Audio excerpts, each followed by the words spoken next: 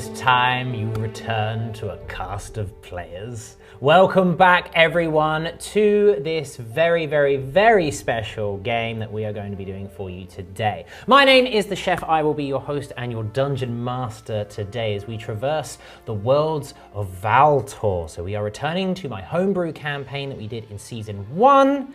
If you are just joining us, welcome. We are going to be playing some D&D today and in the future as well. But to my left, we have Joe the Beard Pointing. Hi, thanks for having me. You're welcome. Thank you for being here. So excited. I know, we love D&D. We also have Katie the Jinx Fode. I'm very excited as well, and also a little nervous. Good, as you all should be. To my right, we have Lawrence the Spider Baker. Happy to return. Die! Please don't die. And we have James the Bard Jordan. I'm very conservative on this side of the table. I'm worried. My character's nice. Okay, that's good. Nice, I'm glad. Nice person. Excellent. We will meet the characters in a moment. Don't be giving away all the spoilers. In this, it's prudent to point out that for both Katie and for James, this is their very, very first game of D&D. Oh, yes! So not only do you get to join us on our adventure, you get to join them as they learn it, and you can see the reactions because this is probably the greatest game in the world. Let's be fair. So, for those of you that joined us in Season 1, you'll know a little bit about the history of Valtor. There's also going to be a link down below leading to a bit more of a primer so you can delve into the lore a little bit more. But I'm going to give you a little bit of a tidbit to set the scene as to where we are in the current era. So, it has been 4 years since the declaration of the so-called War of Sorrows, named for the poison used in the assassination attempt on Alessa Everton, the princess of the Kingdom of Nemos. Now, whilst the Talar Empire refuses to acknowledge the attempt, and indeed the war itself, Nemos has marshalled under the banner of King Demetan, their borders heavily manned, their navy in full effect, blockading parts of the empire that lies to their south. Peace talks were attempted in the early months of the conflict, but they broke down despite the attempt of the Scholars, the independent organisation that deals with magic and artefacts in the world. The war is, for all intents and purposes, at a stalemate. But that is not the only issues going on in the world of Valtor. In the Western Reaches, the Binary Union has called for a convention of assembly, the great gathering of all of their representatives of their varied city-states, to discuss the looming war on their borders, as well as the internal political strife that plagues them. The Astari enclaves, the home of the elves in the northwest, they become increasingly insular, beginning to close and patrol their borders more stringently as well as restricting trade. And across the sea in the eastern continent, tensions between the Nylan Republic and the Sharan ferocracy have continued to flare as they have done for the past century. Meanwhile, the Herian people continue to arrive in greater numbers to the shores of the mainlands, some adjusting to a new life of arcana and technology, and others forming tight-knit communities to bring the old ways to these new lands. Rumours swirl throughout the world that the fissure, the great vortex of constant magical energy that dominates the sky of the Shattered Realm, the previous home of the great and powerful Cahadril Empire, is growing ever more turbulent. And the magic of the tide, the life force of Valtor, seeps into the very fabric of the world, becoming more and more unstable. Attention is split between burgeoning wars, magical storms, influxes of monsters, and the world of Valtor stands on the precipice, awaiting brave and mighty souls that are willing to fight to save it. You, however, are not those heroes. Oh no! Instead, you shift with a slight start, the distant sound of thunder pealing outside, faint raindrops trickling down the windows of Warden's watch. A barmaid moves to light the fireplace as the skies outside darken further, the sun beginning to set and bathing the insides of the building in warm orange light. A combination of Traveller's Rest, Fortification and Hunting Lodge, the watch stands as the last major outpost on the Nemosian trade road before it heads into the Arlay Pass, the main route through the mountain range known as the Nails, forming part of the natural border between Nemos and the Binary Union. It falls under the purview of House Ferrand, one of the noble families of the kingdom who hold an important role as the Wardens, tasked with protecting the mainlands from encroaching monsters which venture down from the mountainside, as well as the merchants that travel into the western reaches to do business there. They've also found themselves responsible, albeit begrudgingly, for a number of small settlements that have taken root along the pass, built during the drought, the period of history where magic was non-existent, the mountains somewhat safe from monsters. Even now, their inhabitants seek to make coin from the travelling merchants, and, so the rumours go, delve into some of the forgotten ruins that are dotted throughout the Nails, where treasures and opportunity are said to be as rife as the monsters and beasts that now inhabit them. But as evening settles in, the watch remains both subdued and beginning to get livelier. Patrons new and old await the arrival of Armand Ferrand, the fourth son of the household. Whilst the occasional group of bandits and brigands attacking the caverns is nothing new, the last 7 not even arriving in the western reaches of the Union, nor back home to Tauron, the capital of House Ferrand, has caused alarm. Some of the outermost villages on the pass have also fallen silent, and so Armand has volunteered to investigate. Increasing monster sightings along other parts of the Nails, coupled with the need of soldiers for the war, has spread the house's forces thin. Whispers are that the Ferrands are willing to pay for external assistance, despite having access to the College of Explorators, the official adventuring arm of the Kingdom of Nemos. Drinks are nursed, platters of food are picked at, but finally the doors of the watch swing open. Armand enters, flanked by his retainers. He lets a sodden brown cloak wrapped around him fall to the floor as he crushes the threshold. A retainer appears alongside, flashes out a hat, and places it on his head. Ah!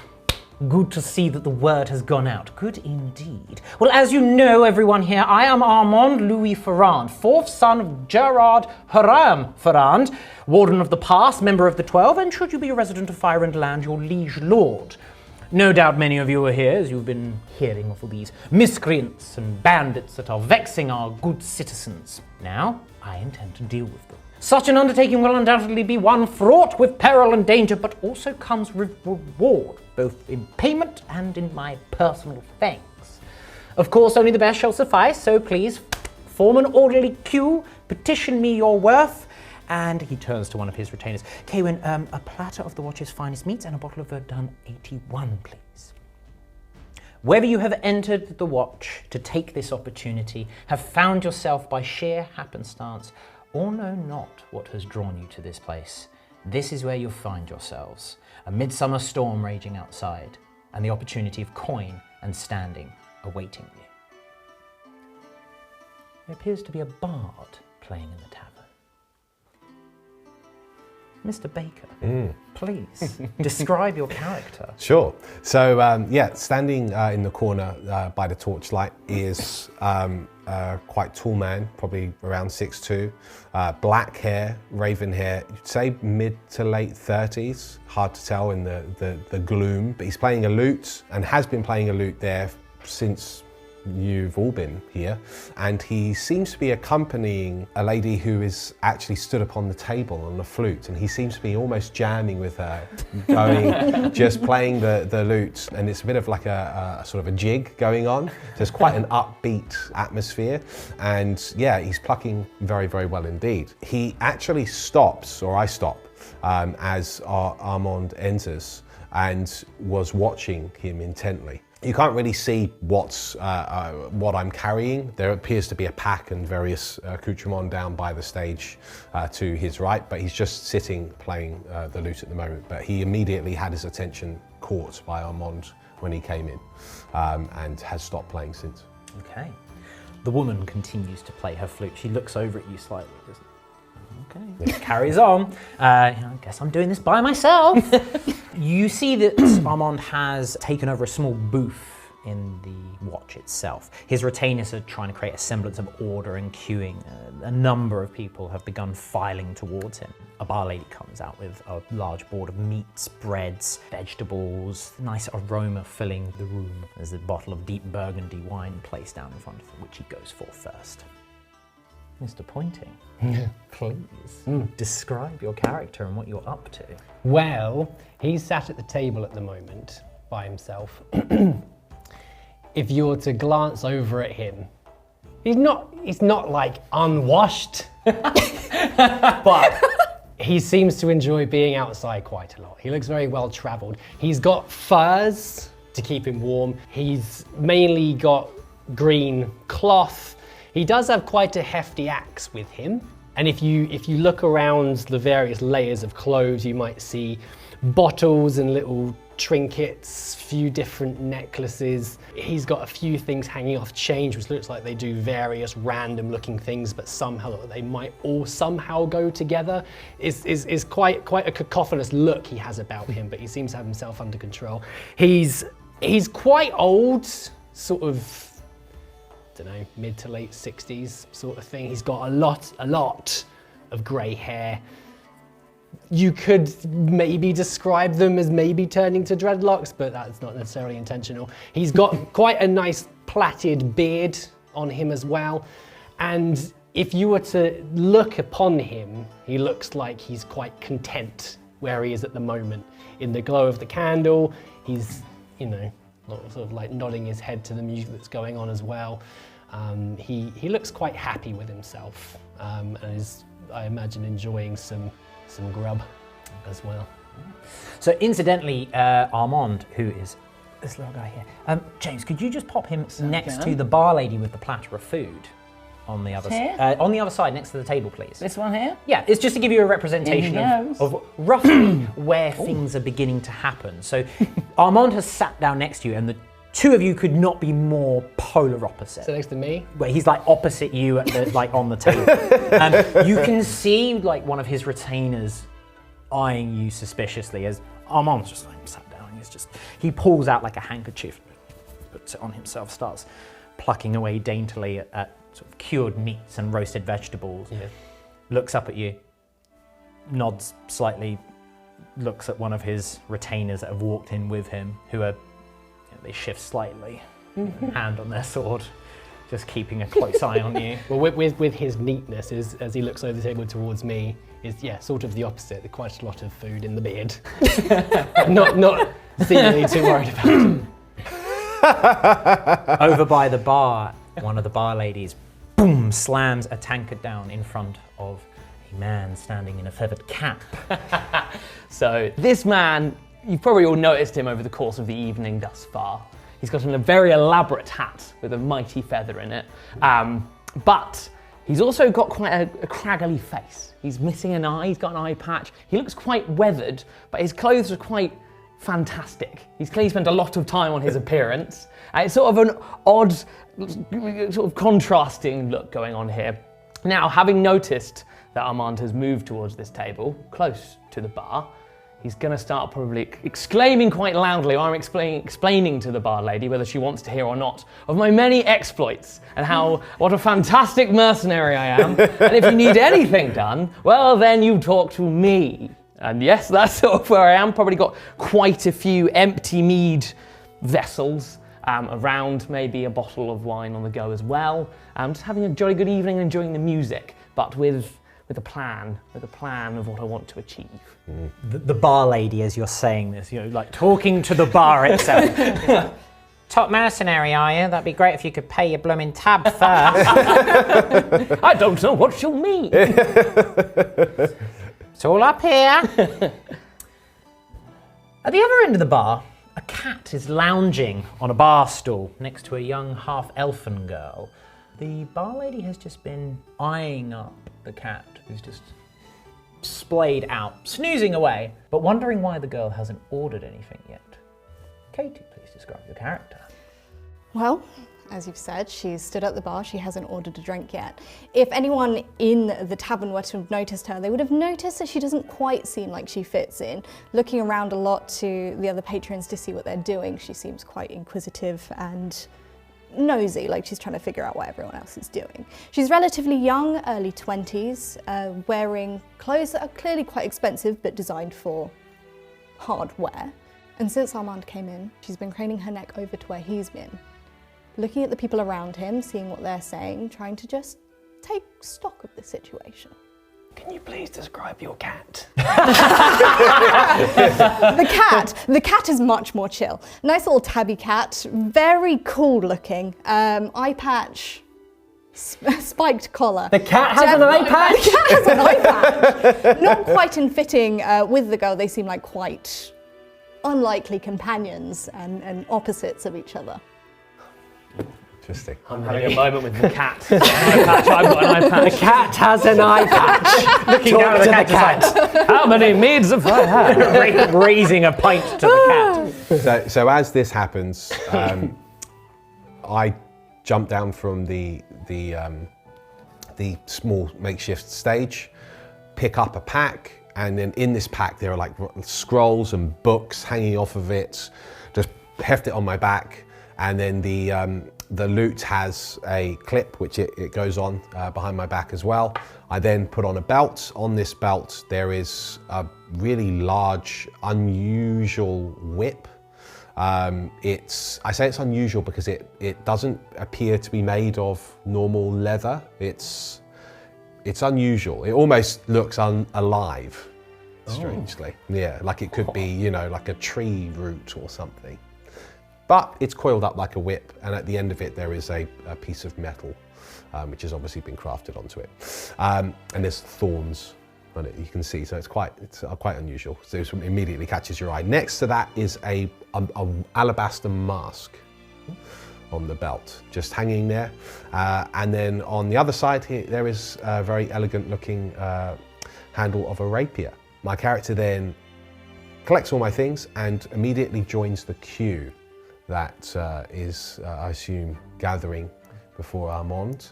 And now you can see that he's got very fierce emerald green eyes, very good looking man, but definitely, you know, has seen his younger years gone. He's also got a weathered face, has clearly been traveling for some time, appears to know his way around a weapon given his belts, but carrying an unusual array of things, an instrument, a mask, the whip, the rapier.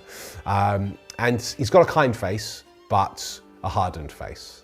Yeah, that's it. He joins the queue, don't say anything to anyone, doesn't notice you in particular. Might overhear your rather loud Venice stories. exclamations, but is clearly very intent on speaking with Armand. So the queue begins to move along. There's a few people that are they engage in very brief discussion with Armand, and he waves them over to one of the sides where one of his retainers pulls out a scroll, hands it to them. You can see that they're in conversation. You can overhear like little elements of it. It's the contract, basically. It's the adventuring contract, the mercenary contract that is being used on this particular excursion, shall we say. The vast majority of people are sent away.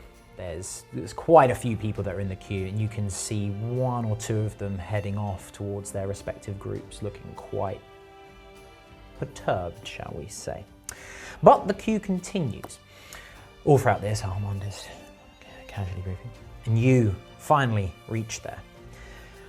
Well, as you can see, we're already sending a lot of the riffraff away. Tell me what you want, musician. I'm more than a musician, I say to him, and I just sit right before him and lay my gear out like I'm settling in, because of course I'm not going to be turned away, obviously. Be it sword or song, I'm your man. What would you have me do? You are aware that we're going into this pass? The RLA pass, yeah. I'm very familiar with this. Oh, you've travelled it, have you? I have, actually, to get here. Where are you from? I'm from north of the Binary Union. So I know the mountain range very well. In fact, I could probably act as a guide, if nothing else. And I'd be happy to do so for, of course, a fee which it appears that you could very much pay.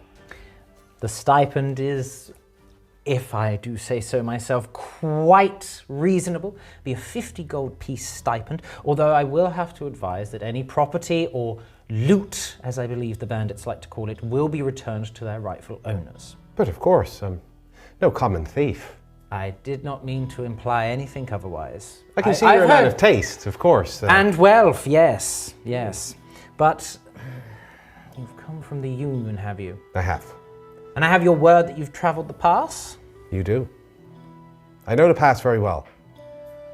Anything worse, I suppose? You look like you can handle yourself in a fight, and at the absolute worst, you could entertain us around the campfire. Very well, go and speak with my man Kaywin over there. He has the contract for you. You can sign it and just make sure that you're aware of what you need to do. He looks over at this disheveled being across from him. Have you even gotten up to join the queue yet, or are you just? You won't regret it. And I get up, gather my things, and I go to his retainer. You head over to his retainer. One of the men hands you a scroll. If you open it, it's just a simple little black leather scroll case. It unfurls. It's really long. Wow. The knight that stands before you, he strokes his pointed beard. Everything's explained in there. As Armand says, 50 gold piece stipend. You don't keep any of the loot, no property. You will have, of course, the very, very great thanks of House Ferrand. Anything else otherwise, you cover yourself, or it will be deducted from your stipend. Have you got any questions? When do I get an upfront payment? There is no upfront payment, on the job completion only. All right. Sign at the bottom. I barely look at the contract. I sign it. We'll be setting out in the morning. Until then, do what you will. All right. I go back to the stage and then I drop my gear and I resume playing. Okay, very good. Some Metallica, you know. The queue continues to sort of come and go. Does anyone else want to do anything in particular at this stage? So I noticed that two of the more interesting, or I've seen the bard has sat at the table. I'm like, oh, overheard some of that conversation. Sounds like an all right price. I noticed that the giant man sat on the table looks very disheveled, hasn't moved yet. And the prowling... You're the one that said you got food in your beard.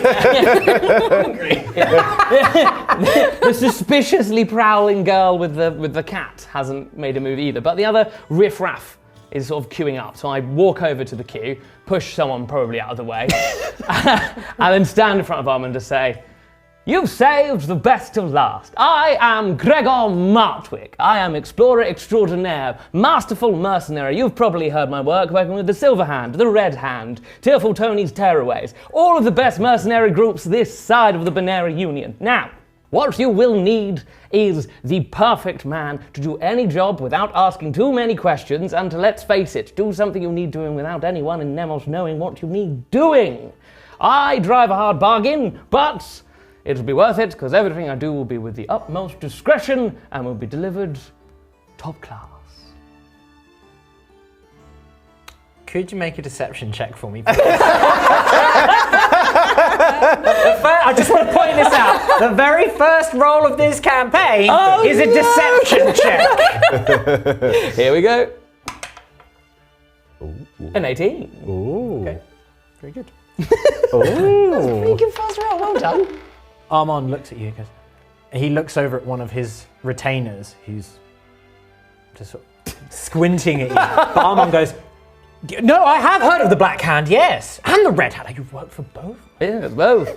It was very interesting. I worked with them at the same time, in fact. It was very lucrative. It was a little bit dodgy, but we will leave the rest for later, for another story. Maybe we can share a drink sometime. We can talk more of these contracts. Oh, I mean, yes, absolutely. I mean, he leans in closer. So, although I have to ask, where did you hear about things that needed discretion? Well, let's put it this way. It's sort of my forte. Knowing what needs to know and that not everyone needs to know what you need to do with information is sort of my specialty. He holds his, unlike with you, he holds his hand out. He's been charmed.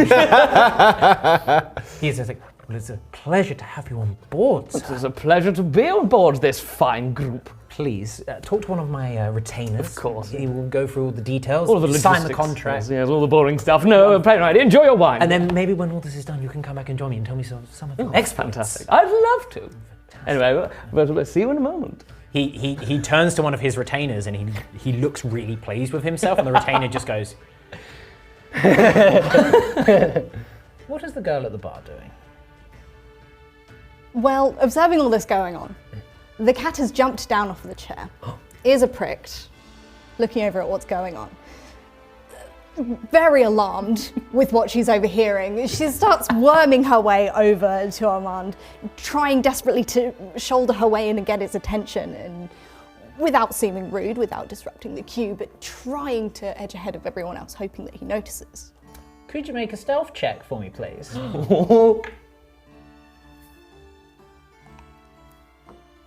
It's an 8. An 8 total? It's a 13. Unfortunately, you try and worm your way into the crowd, and the person that you pushed out of the queue has effectively slammed into you. You've tried to take their spot. Hand on your shoulder. Out of the way, girlie. I'm really sorry. I'm really sorry. Out of the way. She slinks back. Just waits. Waits for another opportunity. She doesn't want to embarrass herself just yet. Okay. Why do you do ominously roll? If it becomes important, I will let you know. The contract.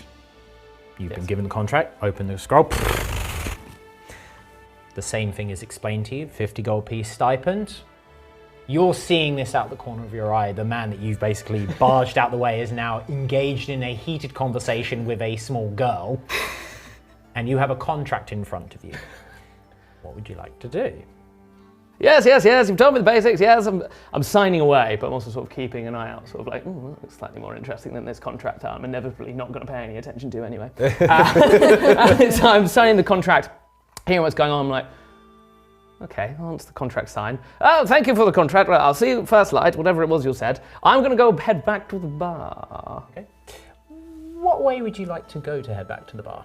I'm sort of going to head around the queue and sort of try and double back behind the queue. I'm suspicious of what's happening over here, and I think I've got an inkling. I've got a little inkling that something's going on. There's more to this tale. So as you head around the queue, the man that you shoved has taken his rightful place. Bang! Big meaty hand sticks out, like to stop you in the chest. Looks you up and down, looks at the weapons on your side. Think you're better than us just because you've got some fancy gear on you? Yes, I do.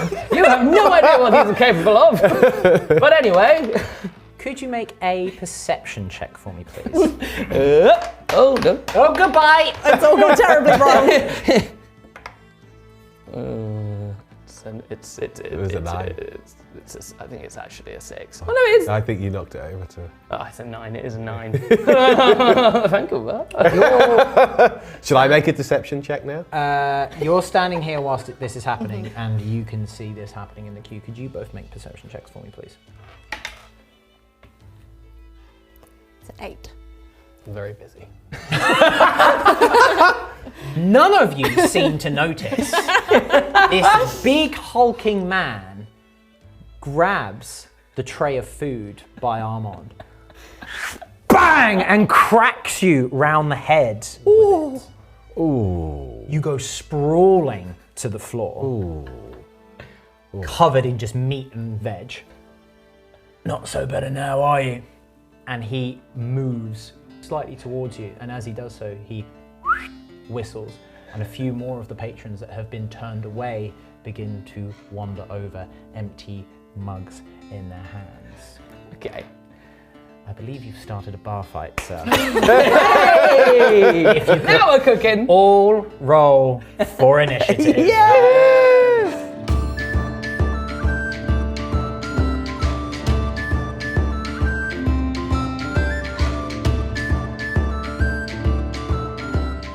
We return, and the stage is set. My goodness. Patrons have moved off to the side. The retainers have basically grabbed Armand and pulled him out of the way.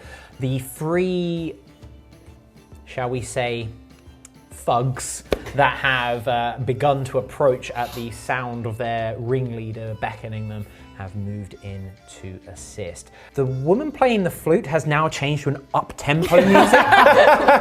Over in the corner, various other patrons are sort of just watching it all kind of kick off, which is appropriate because the ringleader is going first and he swings his mighty steel-shod boots into your rib cage. Ooh. I'm afraid that's a critical hit. Fortunately, because it's an unarmed strike, it's only 2 points of damage. But you did take a point of damage previously for being hit round the head with a silver platter. Oh, I'm having a rough time at the moment. He boots you in the way and then moves around. If you could, because I'm not going to be able to reach, you could just move him to the other side of you next to the retainer. This way. Yes, lovely, thank you very much. He's sort of looking over at Armand as this is happening, but is otherwise focusing on you. We then come to a slinking tabby cat, because it is a familiar, so it rolls after your initiative. Yes. So the cat is weaving its way around everyone's legs. It is going to end up just over here, just hanging out next to Armand. Let's go straight for that contract. It's just hanging out over there. Okay. Don't need to worry about what the cat's doing. Ignore the cat. We then come to the half-elven girl. Because I can't use names yet, they've not been introduced. I wasn't expecting to get to a bar fight so early, but whoops. She was also not expecting to get into a bar fight, but she has seen that this guy's gotten a contract, so she will come over and help him up. Okay. So you're going to use your It's very action kind, to isn't it? help him. Yes. Okay, yeah, so you pull him to his feet. As you do that, the three thugs step forward to move into that gap as well. Now, as mentioned, you've noticed that these are the ones that were being turned away by Armand, and they have come forward. Some of them have just sort of like little billy clubs sort of unlatched. Others are just going to use like empty mugs as weapons. But following their ringleader, you can stand back up now. You've been helped up. They're not carrying they haven't pulled out actual weapons though, have they? Not yet. Yeah. Not yet. They come in swinging at you, Gregor, for that was the requirement of their boss. That is 2 hits, so that'll be another 2 points of bludgeoning damage. You just get cracked around the skull, kicked in the shin, you've beaten and winded already. This is horrible. Leave him alone! He's already dead. But Dorian, you have indeed stopped playing. Or have you? I don't know. Maybe you take up the tune again. No, I had stopped playing, but what I actually do is the biggest of the guys, which happens to be right next to my stage. During this kerfuffle, what's actually happened is I've actually put the mask on. So now I'm wearing the mask. Oh. And as he's within hand's reach of me, I put my hand on his shoulder and I say, "Come on now, big fella. Take a load off, have a laugh." And as I say that, I cast Tasha's Hideous Laughter on him. Okay. Oh. Please, what do I need to do? You need to take a wisdom saving throw or fall prone, Okay.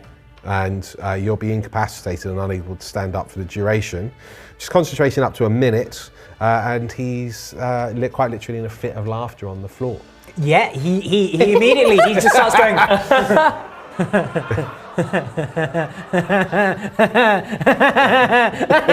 It's actually quite unnerving. And he sits down, and you can see, as you sort of look down the thing, there's other groups around you, and they're kind of watching this all play out. Now, the weird thing that happens is when I did that, the mask, which had a completely expressionless gait when it was on his belt, is now this hideous grin, laughing.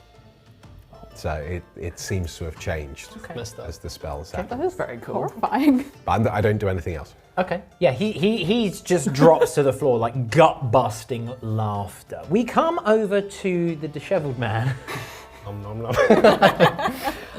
Okay, so as the hatted gentleman is being beaten within an inch of his life, you may hear or may not hear my character at the table say something under his breath along the lines of, "Oh gosh, no, I don't think so." And he raises himself up on the table and starts making a beeline for the big fella that's kicking your head in. As his hands move from the table, there's a glass vessel that's left on the table, which is empty, corks off.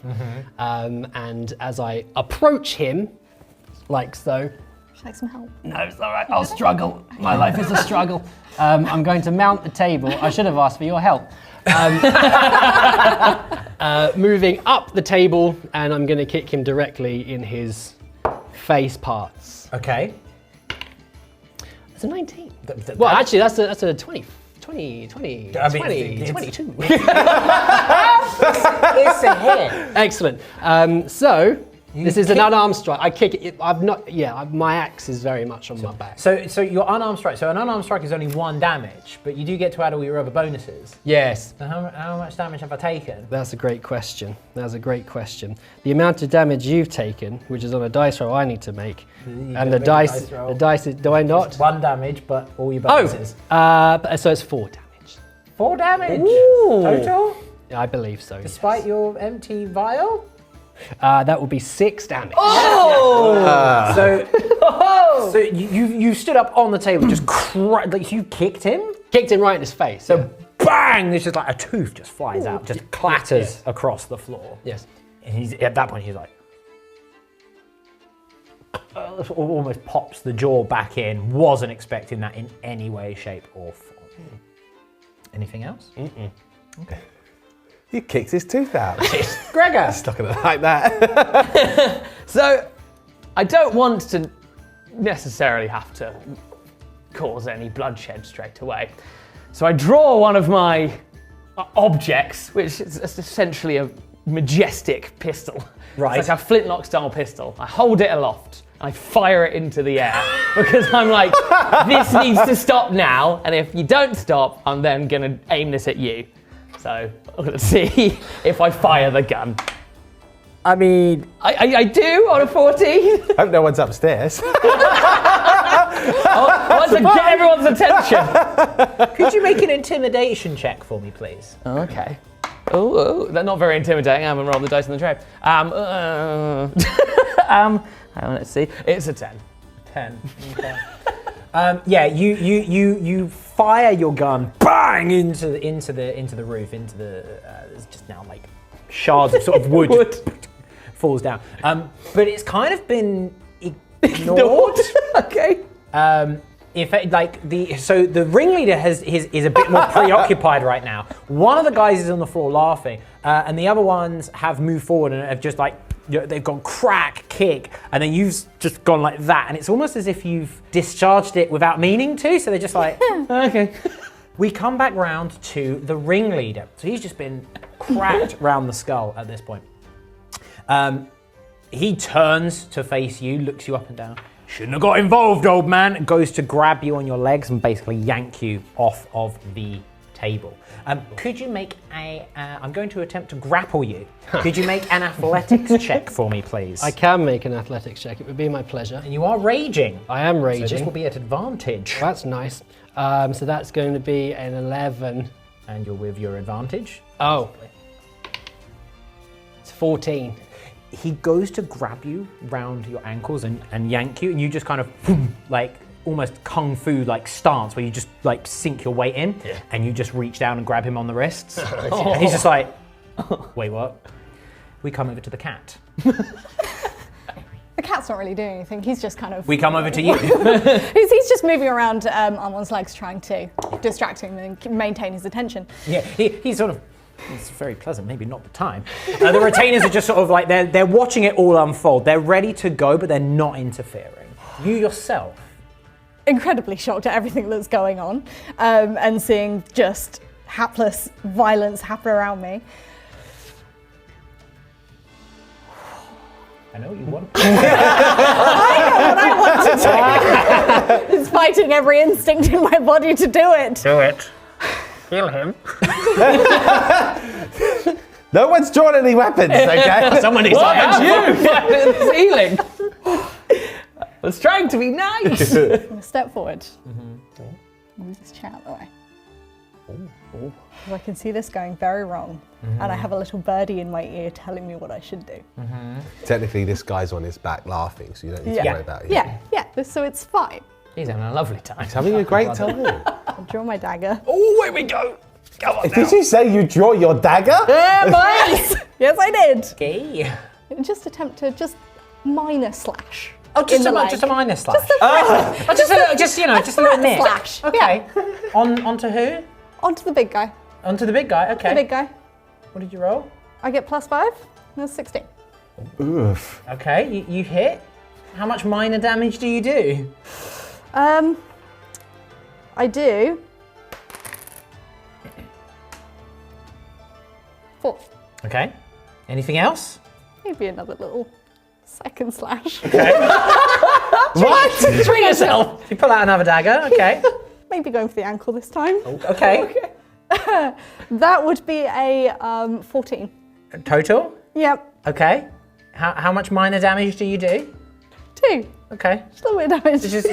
So where are you attacking exactly? Well, the first one was just like a little minor slash in his upper thigh, and then duck down and just get him the ankle to try and make sure he can't move and keep attacking people because I don't like it. Oh, so you just knife him? Okay. Decent strategy. I like it. I don't want you to attack people, so allow me to attack you. A very bad moral Could center. you make a stealth check for me, please, just to see? Yeah. I'm just intrigued. It's a 10. Okay. I mean, he's a bit preoccupied, but like he has just been slashed across the legs. He's like, like turns to look at you, but fine. The thugs continue. You've now moved to interpose between them. They just go, what's this girl doing? Like they move to like basically yank you out the way. Could you make a? I'm going to attempt to shove you. So you can make a athletics check to resist it or an acrobatics to dodge out the way. Your choice. Acrobatics. Okay.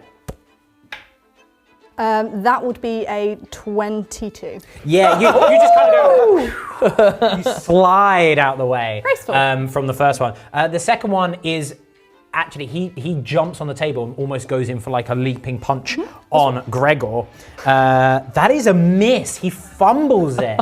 He jumps down and you almost instinctively just kind of put your arms up in a block. And then it comes to you. Oh no, it doesn't. Sorry, I'm looking at the wrong one. It comes to Dorian. You can see that Dorian's looking at the one that's and laughing with him, the one that's on the ground. I think with it, if it's concentration, I can't do anything else. So concentration spells, you can have one concentration spell active. You can still cast other spells as long as they aren't concentration. Okay, how badly beaten up does Gregor over here look? I'm not in the best shape, I have to admit. I'm doing okay, but I'm not in an ideal scenario. Probably don't want any more blows to the head. Ideally, no more punches to the face or key organs would be great. Right. Okay. Because I'm also vaguely aware that a knife's just come out. It's 2 knives. Dorian looks over. You see a masked face look over, and the masked expression goes from, you know, this weird manic laughter to the almost theatrical sad face looking at it. And then a hand goes down by my whip. It doesn't draw the whip, but there is a faint glow there, and I'll cast True Strike, which is a cantrip, so I can just do that, and I will ready an action. Okay. What would you like the trigger for your action to be? The trigger will be an attack on Gregor. Okay, very good. Or can I if someone else draws a weapon? Sure. Yeah, that's fine. Okay, we come over to the man who is now grabbed. You've been grabbed around your ankles, but you've just kind of gone. No. What would you like to do? So he's grabbed me on my ankles with his hands. He's grabbed you round the ankles to try and basically pull you off the table, and you've just gone, no. Okay. So as he goes to try and pull me down, you hear him say, "Oh no, none of that, thank you very much." He will draw his axe and hang on a minute. Let's all simmer down for a second, please. Finish my description. He's gonna bonk him on the head with the bottom of it. Okay. Halved. Let me call it The half. Yeah. Yeah, the half. Yeah. Well, Now, as a human, so we are using the updated playtest documents during this. So as a human, you do have heroic inspiration once per day if you wish to use it. I'm going to do that right now. Yes. So I was distracted by the speed of this person over here. I sort of looked to one side for a second. But that is going to be now a 19. It's 18. That is a hit. Thank you very much. So this will be... So you're attacking non-lethally. So non-lethally will not kill someone, but it does use your full damage output. That's 8. That is 10 points of damage directly onto his top of his head, aka the scalp, aka the skull top, AKA the place where it could kill someone. Could kill someone. Goodness me. I just went for the legs. It wasn't even that bad. Please describe what happens. So, yes, he's hit him quite hard on the top of his head in an attempt to, not to kill him, but to incapacitate him. As his face hits the table, he can see that he's now dealt with quite accurately. And if you'll allow me, he's just going to jump off the table and stand next to the man that's just got his head kicked in a little bit. Okay, yeah, go for it. Please, take your prize. Come to me. Would you like some help? I can't reach it. Got it.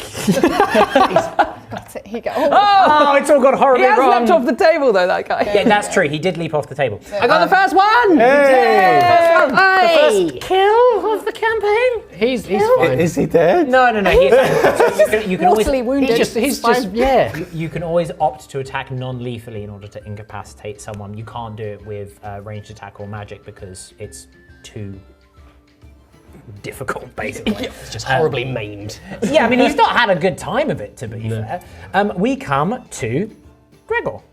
So as not to obliterate someone with my firebolt spewing flintlock pistols, I opt to the assailant who just leapt off the table and trying to punch me is sort of on the floor, not having a good time. So I'm going to swiftly kick him in the face while he's down. Sure. That's how I roll. Do I kick him in the face? An 11. I don't believe. Do I have any attack bonuses? You're always proficient in unarmed attacks. Yes, so I have. It's a 13. That is a hit. Yes, he's on the success. ground. So, yeah, you know. right in the mush. Yeah, he takes a point of damage. Yeah, you bang, crack a across warning kick. the face. As this is all going on, so you've pulled out the axe, bang, that's cracked down. You hear the barman behind it, big burly lad. He shouts over to the young boy by the door, "Jeff, get the guards! Enough of this nonsense!" Armand looks over at him, he's like, "No, it's fine. I'll pay for the damages." Hearing the guards being called and seeing their boss go down, one of them's just been cracked in the head. Another one has just seen his mate just drop to the floor laughing. And he goes, "Nah, forget it, ain't worth it. And he picks his mate up who's just laughing on the floor and starts to like move out of the thing. As the guards enter, he's like, "No, it's that lot over there, Just like, he's like, "Shut up." Starts fleeing out of the tavern. Yes. So there is one guy on the floor at the moment. He picks himself up. He's like, "Okay, forget it." And then as he begins to stumble forward, he bumps into one of the guardsmen. And the bar manager, the barman, turns around and goes, "Yeah, that one. Yeah, go on. Sling his hook." And he is just full on like, "Really sorry. You know, I've just had a bit too much to drink. It's fine. I just didn't know what I was doing. I've led a very repressed life. I was a troubled youth." You have just done your first bar fight! So, as the proverbial dust settles, Armand he sort of pats his retainers on the shoulder. "See, it's fine. Nothing was going to happen. You there!" As you sort of like jump down off the table. Excuse me? Yes, hello. You certainly got a bit of oomph behind you, old boy. I wasn't expecting it, and you've just been sat there nibbling away on your what have you been eating? It doesn't matter, it's not really relevant. We could always do with a man of such combat prowess and virility on this expedition. Well, I know how to take care of myself. I've been waiting for a chance to show off my abilities. Well, I showed them off, you did! I just wanted to finish my dinner first. I understand. I mean, I would have finished my dinner as well, but these ruffians took it from me. I haven't actually finished my dinner. Would you like to finish it off? I'm quite full. It's very nice. No, I know. I was trying some, and it just didn't quite get round to finishing it. Tell you what, speak to my men. They'll get you a contract. 50 gold pieces, yes? He looks around at the rest of it. Yes, 50 gold pieces. Why don't we make it 60 gold pieces? We'll make it 50. What about 55? 50. 55. I can tell you what, make a persuasion check. We'll call it 50. It's like, 50's plenty. yes.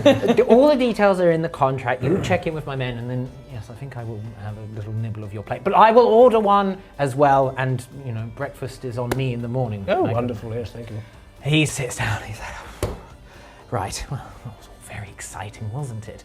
And the rest of the commotion begins to die down. The guards have come in. They've kicked everyone out. One of the retainers does go over to the barman, who's looking red and puffy in the face as the table's upturned. One of the cleaning boys comes over, starts writing stuff. The knight, the guardsman, the retainer rather, he sort of just puts a pouch in front of the barman and just sort of nods, pats him on the shoulder, and then heads back to Armand's table. Now, during all of this, you notice that a few of the other patrons that were, or that have been hired, that were signing the contracts, they've either gone up to their rooms or they just were kind of watching it, laughing amongst themselves as this is all happening. It's absolute ludicrousness. A few of the other groups have been talking amongst themselves. The group of 5 in the corner there, they've been watching this very intently and are whispering amongst themselves and sort of pointing out as all of this. Okay. Then you see the small halfling man, blonde. He pulls out the gun, and then they all start up. It is like that scene from Goodfellas where and like basically pointing at you.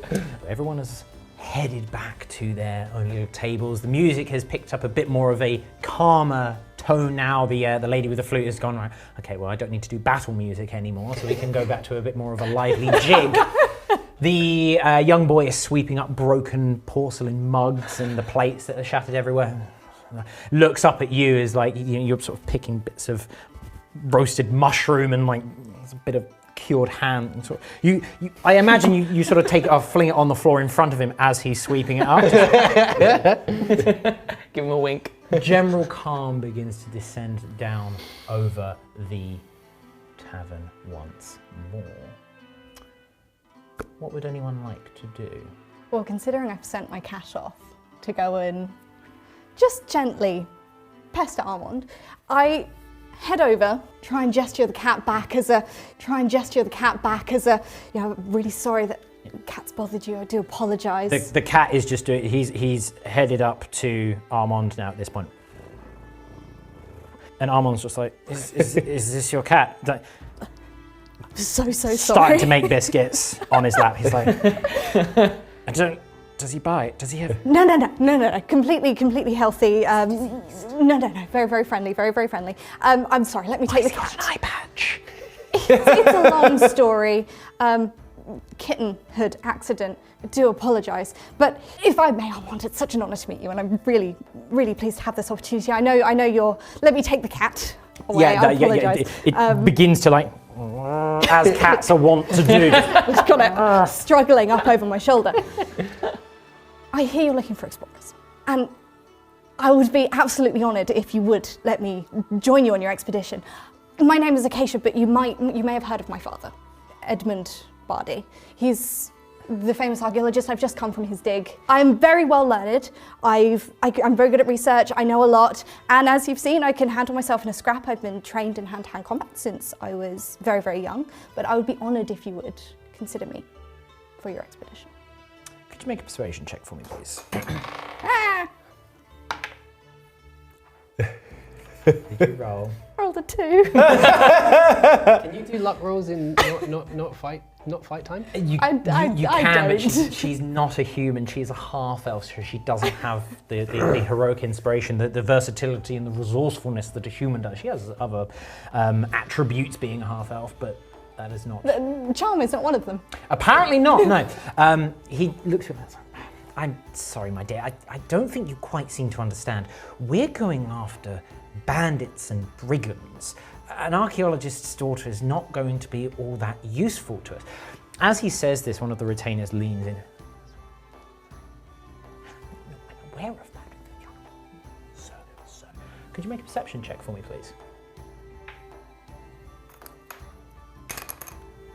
16. 16, okay. You overhear artifact.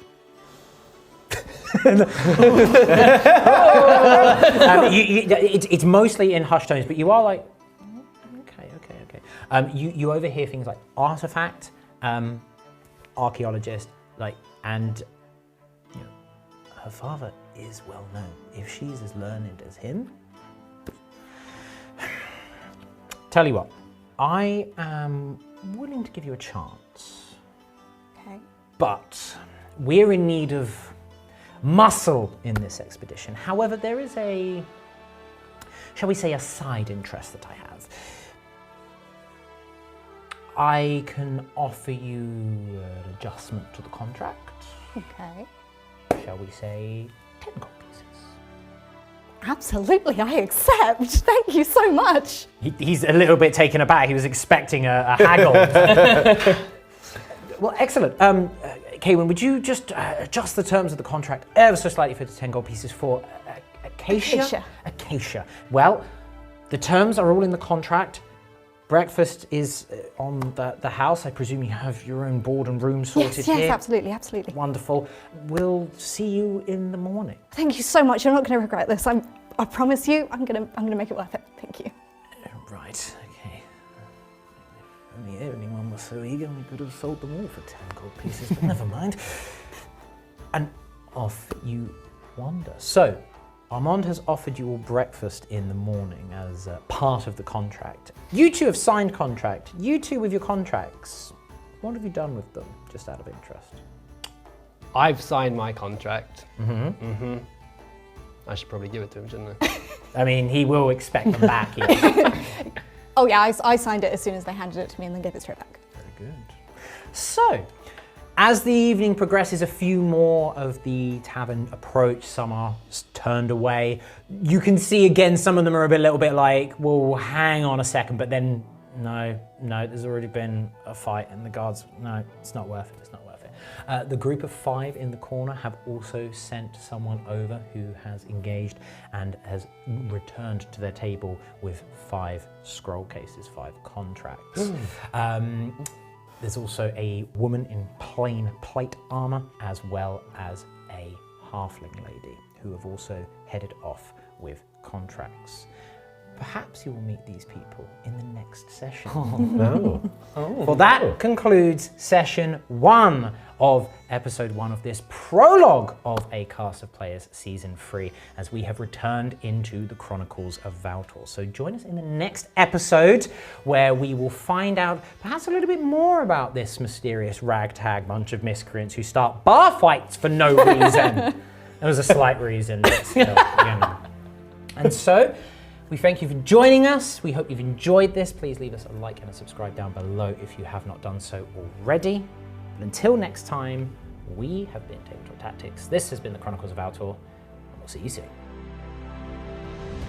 If you enjoyed this episode and want to support what we do, the next 2 episodes are available right now on demand. And from next week, on-demand subscribers will get every episode a week early. Check out our website in the description below, and we'll see you in the next chapter of A Cast of Players.